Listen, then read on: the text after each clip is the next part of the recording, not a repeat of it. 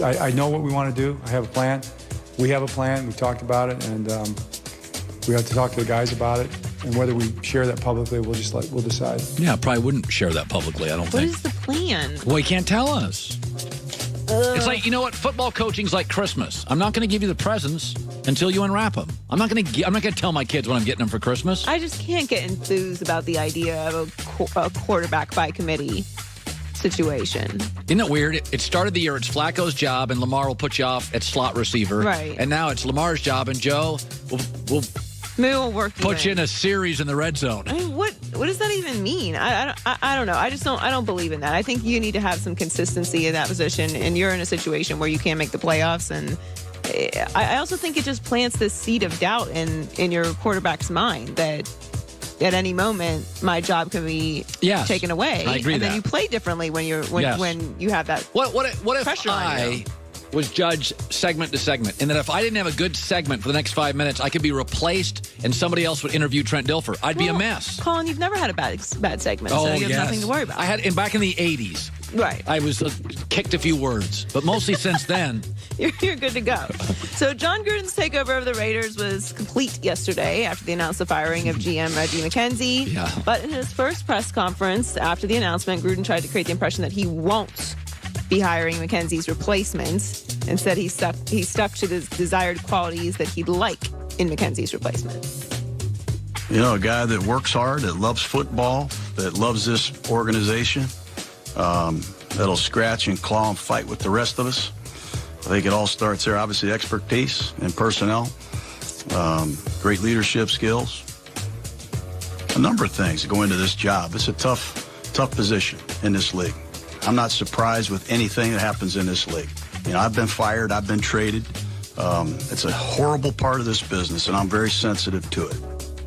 By the way, McKenzie did get Amari Cooper, Derek Carr, I think, and Khalil Mack. So he hit some home runs. Khalil Mack's no longer there. I know. And Amari Cooper is no longer there. Yeah. And a lot of people feel Derek Carr will no longer be there. Oakland's been good for teams this year. They just haven't been good for Oakland. And they've been great for the Bears and the Cowboys. Whoever takes this position, whoever they bring in for this position, has to be on the same page with Gruden. This is where organizations fail up top. Yeah. For me, when the GM and the owner and the head coach are not all on the same page, it doesn't matter how talented your team is, they're not going to win. It's too much chaos at the top. We've seen it in so many different organizations and so many different sports. Totally agree. You have to have a solid person in that position. Get it buttoned up upstairs. It's 100%, especially since they're moving. There's a lot that goes into that position. Finally, as long as football will be played, there will be debates over who is the best teams, the best coaches, the best players, and of course the GOAT. No quarterback in NFL history has had a strong claim to the GOAT as Tom Brady, except for Joe Montana. And in a recent appearance on Bleacher Report's Stick to Football podcast, Joe was skeptical of the idea that Brady is definitively the GOAT. Here's his explanation. Everybody wants that title, I think, but I think it's really hard to give anyone that title. Tom obviously has had a tremendous career and a lot of respect for what he's done and accomplished. And, you know, everybody tries to compare us, and there's just no comparison in the way I look at it. I mean, if you go back and try to compare when I played to guys who played long before me, you can hardly find film on them, but you know, the game's forever changing. And I just say enjoy everyone for what it's worth. Yep. But obviously, Tom, he's putting up stupid numbers. So it's going to be hard for anybody to catch him, I think. By the way, Montana and Brady share something. Neither one had the best arm in their prime. Neither one was the best athlete.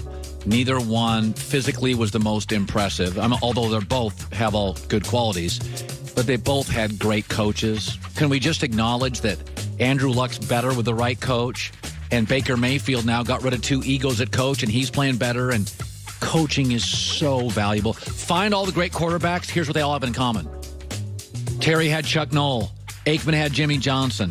Dan Fouts had Don Coryell. You can't do it without a great coach. There's been no quarterback with a lousy coach that's a legend. It doesn't happen. This is going to get clipped off, though, that there's no that there is no comparison line. It's just going to get taken right out of that whole context of that statement. Joey with the news. Well, that's the news. And thanks for stopping by. The Herd Lie News. By the way, LeBron and the Lakers beat Dwayne Wade and the Miami Heat last night. The Lakers are now rolling. Yes, they've won 15 of their last 20 games. They've won 6 of 7. They won last night. LeBron took over late. It's what he does. Made a couple of big shots over Dwayne Wade. Let me remind you of the teams that wanted LeBron. Philadelphia is now already dysfunctional with Jimmy Butler. Houston, an ugly 11-14 season. They're a mess. San Antonio's irrelevant. And then there was the Lakers, a deep, young roster that played hard but needed a centralized leader, LeBron James. LeBron's always made the right decision. Carmelo Anthony forced to trade. Knicks had no players. Happens all the time. Russell Westbrook, great guy, doesn't get how great Kevin Durant is. Never the same franchise. Here was LeBron and D. Wade last night, two of my favorite guys afterwards. He can do anything he wants. He's shown that. He's proven that. Not only is one of the greatest players, one of the greatest people. You know, what he's done on and off the court, it's second to none. No one has been able to accomplish what he's been able to accomplish. He's taken advantage of his opportunities from day one. And I have no doubt that this team would be in the finals at some point. This guy could play for as long as he wants. And I'll be here to see it. Yeah. Personally, I would have been very successful in this league without D-Wade. But to accomplish what I really wanted to accomplish in this league, and that's winning at the highest level, I needed him. And that's why I made the jump. A lot of guys in this league have talent, but they chase money. They want to be the man. Like Melo, they force trades and are left with nothing on their own roster. LeBron makes really good choices. He left Miami, Wade and Bosh physically eroding. He left Cleveland. They're now a mess. He joins the Lakers. What are they, a game and a half out of first place in the West? It's not just his talent and his passion. He makes really good choices. Trent Dilfer's around the corner coming up next. In L.A., it's The Herd.